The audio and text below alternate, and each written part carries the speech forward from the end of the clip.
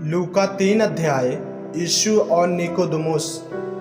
फरीसियों में से निकोदेमुस नाम का एक मनुष्य था जो यहूदियों का सरदार था। उसने रात को यीशु के पास आकर उससे कहा, हे रब्बी, हम जानते हैं कि तू परमेश्वर की ओर से गुरु होकर आया है, क्योंकि कोई इन चिन्हों को जो तू दिखाता है, यदि परमेश्वर उसके साथ ना हो तो नहीं दिखा सकता। यीशु ने उसको उत्तर दिया, मैं तुझसे सच सच कहता हूँ, यदि कोई नए सिरे से न जन्मे तो परमेश्वर का राज नहीं देख सकता।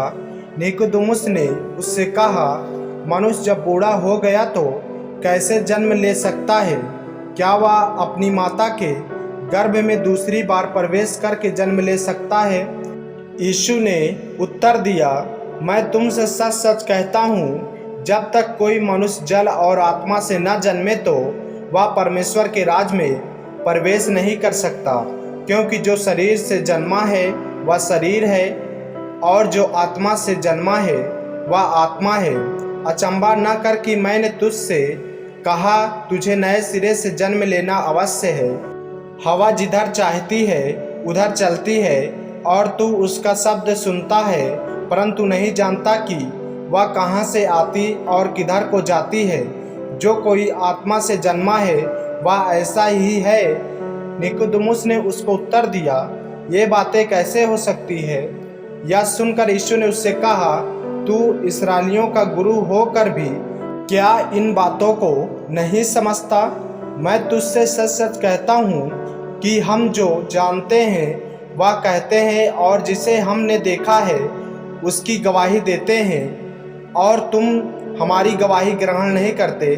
जब मैंने तुमसे पृथ्वी की बातें कही और तुम विश्वास नहीं करते, तो यदि मैं तुमसे स्वर्ग की बातें कहूँ तो फिर कैसे विश्वास करोगे? कोई स्वर्ग पर नहीं चढ़ा, केवल वही जो स्वर्ग से उतरा, अर्थात मनुष्य का पुत्र जो स्वर्ग में है। और जिस रीति से मूसा ने जंगल में सांप को ऊंचे पर चढ़ाया, उसी रीति से अवश्य है कि मनुष्य का पुत्र भी ऊंचे पर चढ़ाया जाए, ताकि जो कोई उस पर विश्वास करे वह अनंत जीवन पाए। क्योंकि परमेश्वर ने जगत से ऐसा प्रेम रखा कि उसने अपना इकलौता पुत्र दे दिया, ताकि जो कोई उस पर विश्वास करे वह नष्ट न हो, परंतु अनंत जीवन पाए। परमेश्वर ने अपने पुत्र को जगत में इसलिए नहीं भेजा कि जगत पर दंड की आज्ञा दे, परंतु इसलिए कि जगत उसके द्वारा उद्धार पाए। जो उस पर विश्वास करता है उस पर दंड की आज्ञा नहीं होती, परंतु जो उस पर विश्वास नहीं करता वह दोषी ठहर चुका, इसलिए कि उसने परमेश्वर के एकलौते पुत्र के नाम पर विश्वास नहीं किया। और दंड की आज्ञा का कारण यह है कि ज्योति जगत में आई है, और मनुष्यों ने अंधकार को ज्योति से अधिक प्रिय जाना, क्योंकि उनके काम बुरे थे। क्योंकि जो कोई बुराई करता है वह ज्योति से बैर रखता है और ज्योति के निकट नहीं आता, ऐसा न हो कि उसके कामों पर दोष लगाया जाए। परंतु जो सत्य पर चलता है वह ज्योति के निकट आता है, ताकि उसके काम प्रकट हों कि वह परमेश्वर की ओर से किए गए हैं। यीशु के विषय यूहन्ना की गवाही। इसके बाद यीशु और उसके चेले यहूदिया देश में आए, और वह वहाँ उनके साथ रहकर बपतिस्मा देने लगा। यूहन्ना भी सलेम के निकट एनोन में बपतिस्मा देता था, क्योंकि वहाँ बहुत जल था और लोग आकर बपतिस्मा लेते थे। यूहन्ना उस समय तक जेल खाने में नहीं डाला गया था।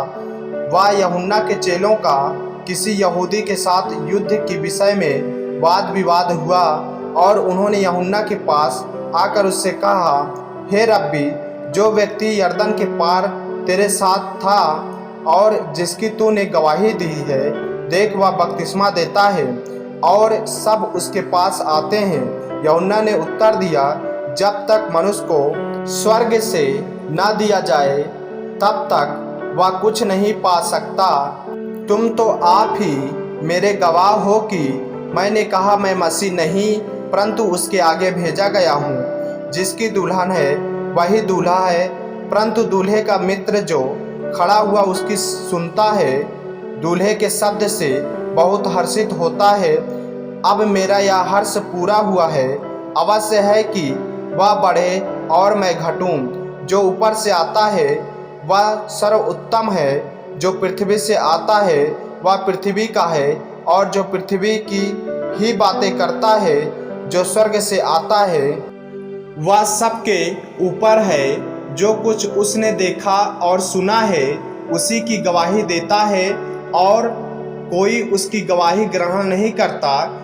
जिसने उसकी गवाही ग्रहण कर ली उसने इस बात पर छाप लगा दी कि परमेश्वर सच्चा है, क्योंकि जिसे परमेश्वर ने भेजा है वह परमेश्वर की बातें कहता है। क्योंकि वह आत्मा नाप नाप कर नहीं देता।